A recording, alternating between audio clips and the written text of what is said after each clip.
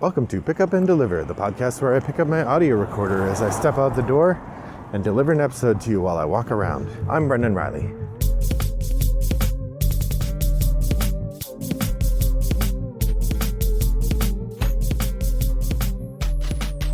Well, good afternoon, listeners. It's a reasonably warm day here in suburban Chicago. The temperature gauge puts us at the mid-40s Fahrenheit, which is a nice warm temperature for November.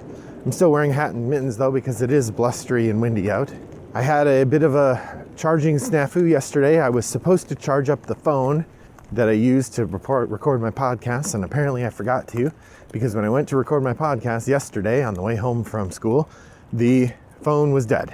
So I tried using my regular phone without my lapel mic that's got the wind sock thing on it, the fuzzy thing that blocks the wind from messing with the microphone, and it did not work at all. It was very gusty and blustery, and so I could not use that recording. As much as I don't value high quality audio in this podcast where I'm strolling around, I do value some level of audio quality, and this was below that nebulous line. So sorry for the delay in the Top of the Stack episode, but I wanted you to be able to hear it without having to listen to wind noises the whole time. So that said, it is the first episode of December, which means it's time for Top of the Stack. Top of the Stack is a episode where I review my last month of gameplay and talk excitedly about my upcoming month of gameplay. The Top of the Stack name and feature is borrowed from the podcast of Nonsensical Gamers. So let's jump right in. I always like to start with my monthly stats, and this month my stats are pretty good. I had 75 plays this month of 53 different games, putting my year total at 778 plays of 301 games. So I would have to play 222 games to reach 1,000 in the coming month. That seems unlikely. You never know, but it seems unlikely. My shelf of opportunity started the month at 59. It's been reduced to 55, so check some boxes on that list. My collection size started at 542 and ended at 545, so went up a little bit. Although, interestingly, that shift is as much administrative as it is acquisitive, so whatever that means. My most played game this month was Animals of Baker Street, and my most played online asynchronous game was Through the Ages. Both of those games I played 4 times each. All right, let's start right in with the Top of the Stack report. As a reminder, the way that I do this Top of the Stack is I pick out 4 games that I would like to play in the coming month. If I play 3 of them in the coming month, I consider that a successful Top of the Stack month. So I kind of give myself a little wiggle room just in case I don't get all 4. I still consider it a success with 3. Now, I haven't been doing great this year in terms of making all 3 every month, but let's see how I did this month. The 4 that I chose were Beowulf the Legend, Messina 1347, Where Art Thou Romeo, and Smitten. And I played 3 of them. Beowulf the Legend I played, Messina 1347 I played Tuesday night, which it's Friday now, so I played it on the 29th, just barely squeaked in under the line. And I played Smitten over Thanksgiving break. Smitten is a micro game. I did not get a chance to play Where Art Thou Romeo. That's also a micro game. I did learn the rules though, so I'm hoping to play it this month. So 3 of the 4, putting my year total at 23 out of 33 possible games played for my Top of the Stack list. Next thing up is new games that I played. Up before this month, I had played 115 new to me games this year. This month was no slouch in terms of trying out new things. Here are the games I played this month for the first time. Cthulhu Death May Die, The Animals of Baker Street, Beowulf the Legend, Smitten, The How I Survived game, The Adventures of Robin Hood, Screaming Eagles, Bow, Bali, and World of Yoho, My Father's Work, Weather Machine, Bristol 1350, and Messina 1347, bringing my total plays of new games up to 129 for the year so far. Doing well, hoodalali. I did also play a few expansions for the first time this month. Before this month I had tried 10 new expansions. This month I tried 3 more. I tried Las Vegas Royale. This is an expanded sort of second edition of Las Vegas, the dice game. and I was glad to play that. I played Everdell New Leaf, which is one of the 2 new expansions that came out with the most recent Kickstarter from Everdell. And I played Wits and Wagers It's Vegas Baby, which is the newest edition of Wits and Wagers. The biggest difference is it changes just slightly the way that you bid on things, and it's got a new batch of cards. Otherwise, it's very similar to the original Wits and Wagers. Ironically, I played Wits and Wagers It's Vegas Baby with my cousin and her husband and a couple other family members. And then when we got home at Goodwill, I found a copy of Wits and Wagers It's Vegas Baby for $3 unopened, which is great because my copy of Wits and Wagers I had brought to school to use with my school game club, meaning it's kind of donated to the school. And so now, in lieu of that, I have a copy of Wits and Wagers It's Vegas Baby at home. So if we want to play Wits and Wagers, we can. That's great. That brings it up to 13 expansions that I played for the first time this year. Finally, I have the dusted off games. As you remember, a game is considered dusty if it's been sitting on your shelf unplayed for a year or more, or not even on my shelf. If it's been a year or more since I played that game, it's dusty. A game is brought out of the dust if you played it and thus brought it back into the within a year category. Before this month, I had played 41 games that were dusted off, and I had a few more this month. I played Battlestar Galactica, the board game, for the first time in 1 year, 9 months, and 20 days. Valley of the Kings, which it had been 2 years, 4 months, and 30 days since I played that. We played it twice. It was a delight.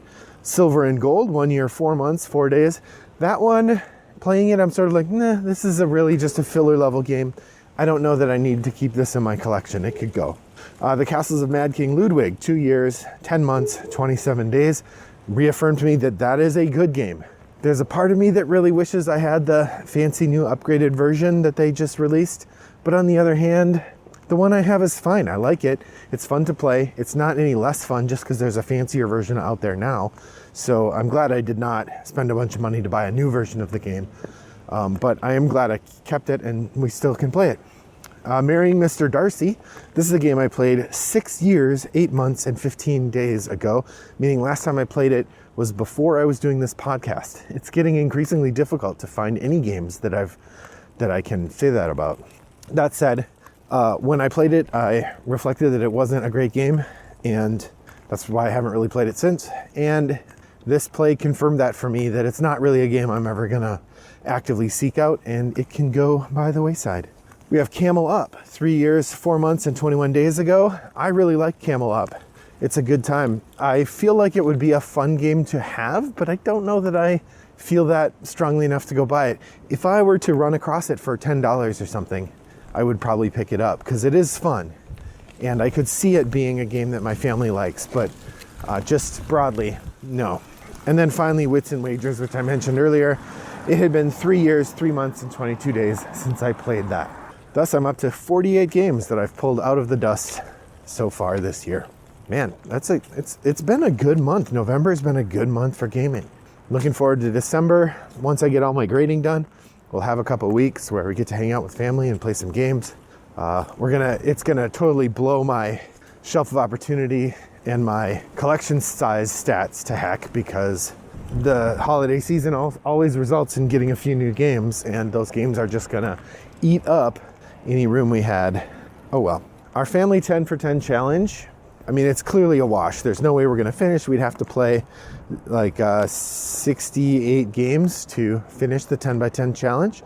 Though, you know, if I'm going for that 220 some games that I need to play in order to reach 1,000 games this year, that would be an important part of it, but still, no way it's gonna happen. We ended up with 32 plays, and maybe we'll get a handful more this month, but I doubt it. I'm gonna have to think about what I wanna do with the 10 for 10 next year.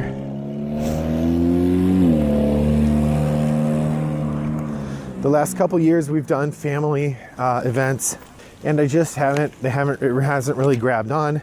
The family dynamics of gameplay have changed some. The kids have gotten older and less excited about playing games, and I feel like doing a 10 for 10 as a family thing just really sets us up to not get games played. And so I think I'll see whether I can maybe I'll do a 10 for 10 by myself, perhaps.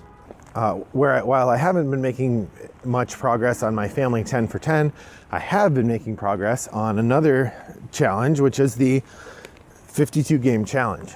Now, you'll remember the 52 game challenge is a specialized Board Game Geek list curated by a member of the BGG community, full of like interesting challenges to try to get you to play a variety of games. It's an amusing way to spend some of your time this year, and I've been enjoying checking things off. As of, I think 2 months ago, I was down to 4 challenges. In October, I said that I did not achieve any of them. Well, it turns out I was wrong. I did achieve one of the 4 remaining challenges, and that was from 2016, a game that takes place in your hometown. In late October, I played The Reckoners, which take place in Chicago. Technically, The Reckoners takes place in a post-apocalyptic New Chicago, but still, definitely Chicago. And so I had achieved one of those. And then here in November, I achieved another one, Play an Academia game. I played Weather Machine this month, which has a heavy element of doing research, publishing research, citing that research that other people do. I call that academia. Bing, bang, boom. I've now met that condition for the 52 game challenge, which means that I'm down to just 2 challenges for the month of December to try to complete. One, play a game with text in a different language than the main game. And the second challenge, that's number 10, which I have not completed yet.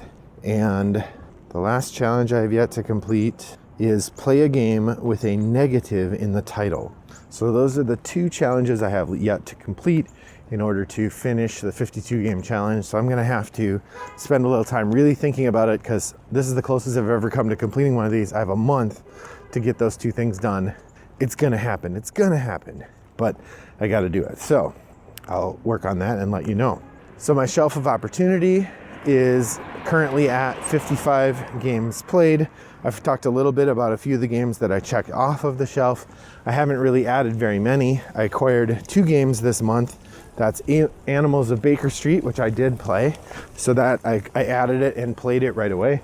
And then the other one that I got here late in the month was Alien Fate of the Nostromo, which is a alien themed game.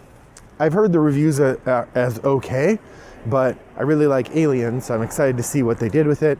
Glad to support Scott Nicholson, who I think is the designer, and the price was like $12. It was on sale on Amazon, so I picked it up, and hopefully it'll be fun. If not, it was only $12, so not a huge loss. But so that's the thing that pushed my collection size up to 551. I'm not sure where I got 545 as the number of my collection size. We're gonna say that's what it is. I did move a couple games to my Board Game Club collection, so maybe that's where some of the numbers came off on my official collection size. We also have, there's a little bit of discrepancy. Board Game Geek thinks games that are like second editions are additional games in your collection, so Wits and Wagers and Wits and Wagers Vegas count as 2 games. I'm inclined to see them as 1, but I'm not sure. So I'm not sure what my collection size is right now. It might be 551. It might be 545. It might be something else. And it's changed because I'm actually recording this on December 2nd, and I went to Goodwill both yesterday and today and picked up some new games, which I'll talk about later.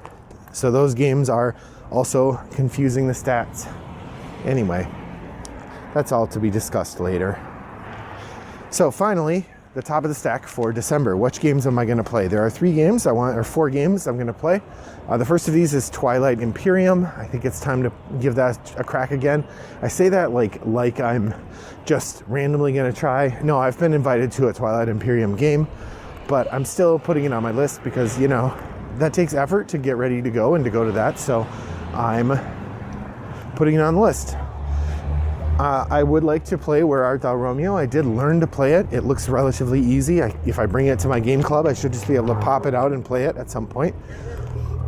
During the holidays, I think we're going to be able to play Goonies Never Say Die, so I'm going to learn that one and bring it along to the family holiday event with the idea that hopefully we can play that one. And finally, my sort of wild card that I haven't done any prep for, who knows if I'll play it or not, is Inner Compass. This is a game I got for free from AEG, at Gen Con 2021 when I bought Cascadia and 3 expansions. I bought a con exclusive expansion I bought a small expansion for Santa Monica, a small expansion for Cascadia, which I was buying at the time, and a small expansion for Calico. So when I bought all 3 of those plus the game, then they said, hey, why don't you take one of these 2 games? And they showed me 2 games as possible options to take. And one of them was Inner Compass, which is a game I'd never heard of. And the other one was a game I'd heard of, and it had been reviewed poorly. So I decided to go with Inner Compass. Excuse me. So how did your month go? You can head over to Board Game Geek Guild 3269, where we've already had guild members make a top of the stack for November thread. You should head over and participate there to talk about what you've played, what you're planning on playing, and what you think of the games I played. I want to say thanks for joining me on my walk today. I hope that your next walk is as pleasant as mine was. Bye-bye.